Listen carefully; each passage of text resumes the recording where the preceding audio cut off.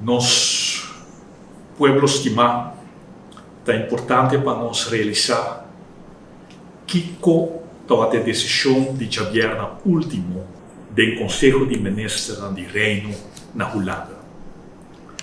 Basicamente, a decisão está seguir chica e pueblo, atualmente pres também visa também vamos celebrar a Aruba que nós também seguir chica e pueblo.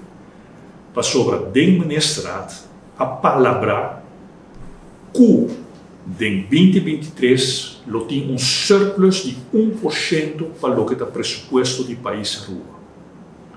E para lograr isso, tem duas maneiras. Ou você baixar o gasto como governo, ou você isso boa entrada.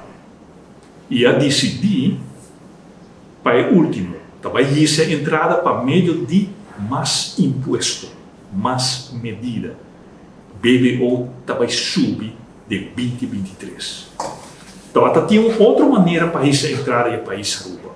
Esse é de produzir placa, pilar econômico novo de Aruba.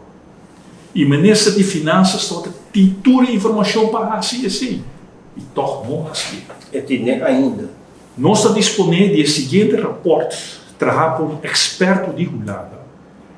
O título do rapport é Produção van medicinal cannabis Aruba, financiële impact op de begroting, de 5 de dezembro de 2019, com o Ministro de Finanças, Xiomara Maduro, está disponível. O rapport da BISA, que está sendo prometedor para Aruba, o pilar econômico novo aqui, que está recomendado como trabalho over na ação rápida.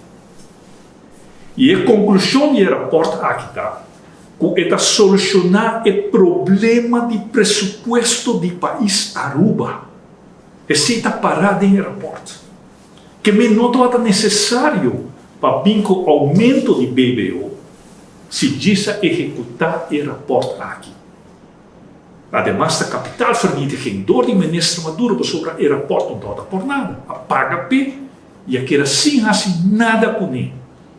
Então, uma oportunidade grande a vai perder.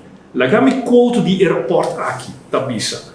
Indien snel wordt overgegaan tot productie van cannabisolie, komen ruimschoots middelen ter beschikking.